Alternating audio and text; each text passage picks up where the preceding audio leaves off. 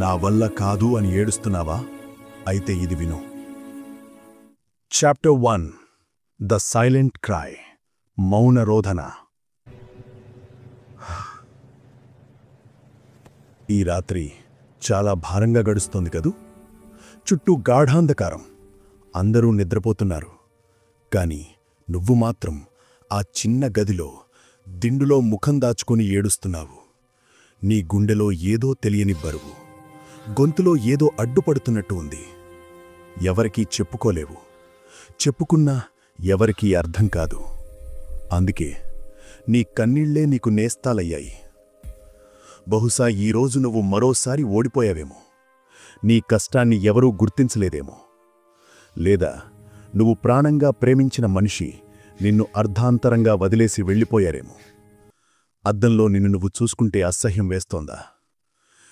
ఎందుకు నా బతుకు ఇలా అయిపోయింది? నాకెందుకు ఈ కష్టాలు? నేనెందుకు పుట్టాను? ఈ ప్రశ్నలు నిన్ను చంపేస్తున్నాయి కదూ. ప్రతిరోజూ ఉదయం లేచి ఒక నకిలీ చిరునవ్వు ముఖానికి తగిలించుకొని ప్రపంచం ముందు నటించడం ఎంత కష్టమో నాకు తెలుసు. లోపల చనిపోతూ బయట బతుకుతున్నట్టు నటించడం నరకం. నీ జేబులో డబ్బు లేకపోవచ్చు, నీ చేతిలో ఉద్యోగం లేకపోవచ్చు, నీ పక్కన నిలబడే మనుషులు లేకపోవచ్చు. బంధువులు నిన్ను చూసి నవ్వుతుండొచ్చు.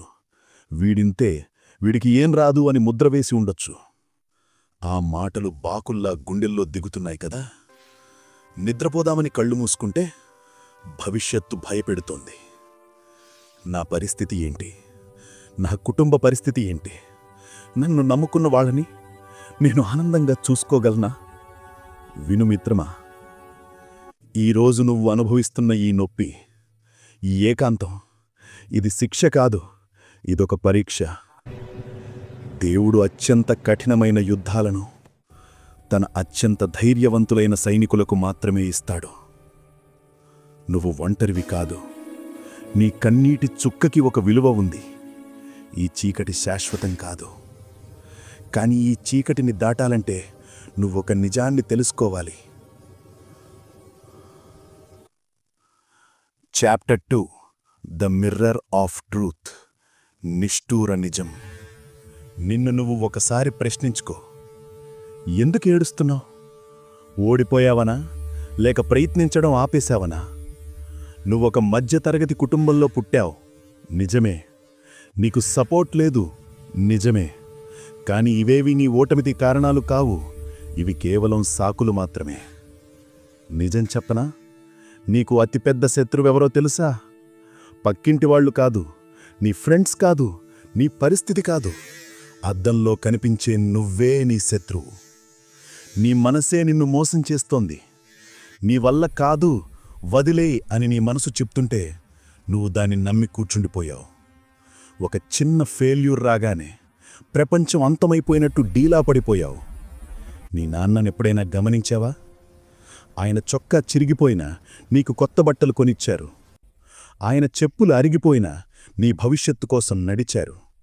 ఆయన ఏ రోజైనా నా వల్ల కాదు, నేను అలసిపోయాను అని ఏడుస్తూ కూర్చున్నారా? లేదు కదా. మరి ఆయన రక్తం పంచుకు పుట్టిన నువ్వు ఎందుకిలా భయపడుతున్నావు? నీవు ఇప్పుడు పడుతున్న బాధ అది కేవలం ఒక దశ మాత్రమే. ప్రతి ఒక్కరి జీవితంలో ఒక రాతియుగం ఉంటుంది. బొగ్గు వజ్రంగా మారాలంటే విపరీతమైన ఒత్తిడిని, వేడిని తట్టుకోవాలి. నువ్వు ఇప్పుడు ఆ వేడిలో కాలిపోతున్నావు. కాలిపోతున్నానని బాధపడకు, వజ్రంగా మారుతున్నానని గర్వపడు. అసలు నొప్పి అంటే ఏంటి? జిమ్కి వెళితే కండరాలు నొప్పి పుడతాయి. ఆ నొప్పి వస్తేనే కండరాలు పెరుగుతాయి. జీవితం కూడా అంతే. నీకు సమస్యలు వచ్చాయి అంటే అర్థం నువ్వు ఎదుగుతున్నావని. ఇప్పుడు నీకొక కథ చెప్తాను. ఇది మామూలు కథ కాదు, ఒక జీవన్మరణ పోరాటం. బాధని భరించి మళ్ళీ పుట్టడం ఎలాగో ఈ కథ నీకు నేర్పిస్తుంది. చాప్టర్ 3 ది పెయిన్ఫుల్ రీబర్త్, గద్ద పునర్జన్మ, అసలైన మార్పు.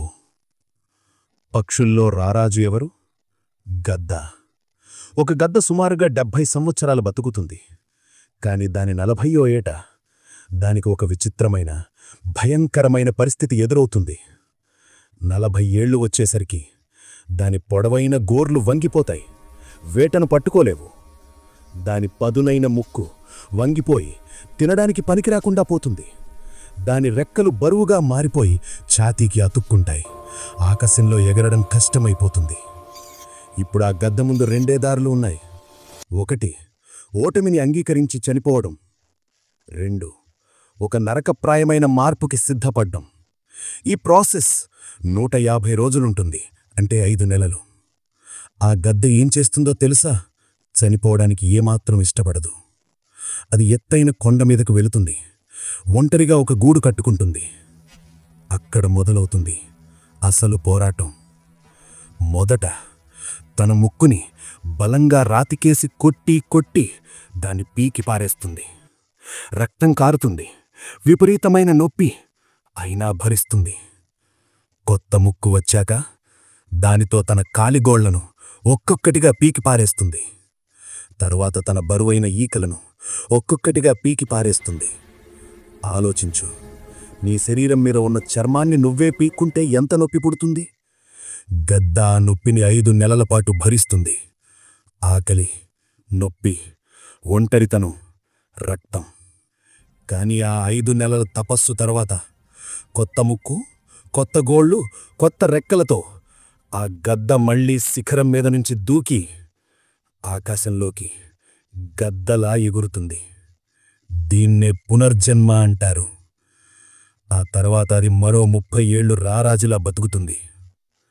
మిత్రమా, ఇప్పుడు నువ్వు కూడా సరిగ్గా ఆ 40వ ఏట ఉన్న గద్దలాంటివాడివి.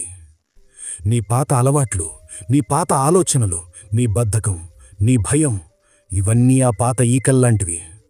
వాటిని పీకి పారే. అవును, నొప్పి వస్తుంది, రక్తం కారుతుంది, ఏడుపు వస్తుంది, నీ స్నేహితులను వదులుకోవలసి వస్తుంది, నిద్రను వదులుకోవలసి వస్తుంది, సోషల్ మీడియాను, జల్సాలను వదులుకోవాల్సి వస్తుంది. ఒంటరిగా కొండ మీద కూర్చున్న గద్దలాగా నువ్వు కూడా నీ గదిలో కూర్చొని తపస్సు చెయ్యాలి. ఈ నొప్పిని భరిస్తేనే రేపు నువ్వు ఆకాశంలో ఎగరగలుగుతావు, లేదంటే అక్కడే కుళ్ళిపోతావు. నిర్ణయం నీదే. నొప్పిని భరిస్తావా, లేక ఓడిపోయి చనిపోతావా? Chapter 4, the fury of love. నీ వారి కోసం ఆవేశం. నీకు నొప్పిగా ఉందా? ఉండనివ్వు. కాని ఒక్కసారి కళ్ళు మూసుకొని నీ అమ్మ ముఖం గుర్తు తెచ్చుకో. నువ్వు పుట్టినప్పుడు నిన్ను చూసి ఆ తల్లి ఎంత సంతోషించిందో తెలుసా? నా బిడ్డ గొప్పవాడవుతాడు, నన్ను కళ్ళల్లో పెట్టుకొని చూసుకుంటాడు అని. ఆమె ఎన్ని కలలు కందో తెలుసా? ఈరోజు నువ్వు ఇలా ఓడిపోయి గదిలో ఏడుస్తూ కూర్చుంటే ఆ ఆత్మ ఎంత ఘోషిస్తుందో ఆలోచించు. నీ నాన్న ఆ ముసలి కళ్ళలో నీకోసం ఎంత ఆశ ఉందో చూశావా? సమాజం ముందు ఆయన తలెత్తుకొని తిరగాలంటే అది నీ చేతుల్లోనే ఉంది. వాళ్ళు నిన్ను అడిగింది ఏంటి? కోట్లు సంపాదించమని కాదు, సంతోషంగా బ్రతుకునా అన్నా అని మాత్రమే కోరుకున్నారు. వాళ్లకోసం, కనీసం వాళ్లకోసం నువ్వు గెలవాలి. నీ మీద పడ్డ నిందలు తుడిచిపెట్టుకోవాలంటే నువ్వు గెలవాలి. నిన్ను నమ్మి మోసపోయాను అనుకునే వాళ్లకి సమాధానం చెప్పాలంటే నువ్వు గెలవాలి. నిన్ను వదిలేసి వెళ్లిన వాళ్ళు, ఛీ ఎంత గొప్ప మనిషిని మిస్ చేసుకున్నాను అని బాధపడేలా నువ్వు ఎదగాలి. నీ కన్నీళ్లను వృధా చెయ్యకు, వాటిని ఇంధనంగా మార్చుకో. నీ అవమానాలను ఆయుధాలుగా మార్చుకో. ప్రతీకారమంటే వెళ్ళి వాళ్లను కొట్టడం కాదు, ప్రతీకారమంటే వాళ్ళు ఆశ్చర్యపోయేలా, అసూయపడేలా నువ్వు ఎదగడం. The best revenge is massive success. లే, సింహంలా లే. దూలిపితే దుమ్ము కూడా దమ్ములా మారాలి. ఇప్పటిదాకా జరిగింది వేరు, ఇక జరగబోయేది వేరు. నీ పేరు చెప్తే ఒక బ్రాండ్ అనిపించాలి. నువ్వు సామాన్యుడివి కాదు, అనంతమైన శక్తి నీలో ఉంది. నీ గమ్యం చేరుకునే వరకు విశ్రమించుకు. నొప్పిని ప్రేమించు, కష్టాన్ని ఆలింగనించుకో. గెలుపు నీ పాదాల చెంత వచ్చే వరకు నిద్రపోకు.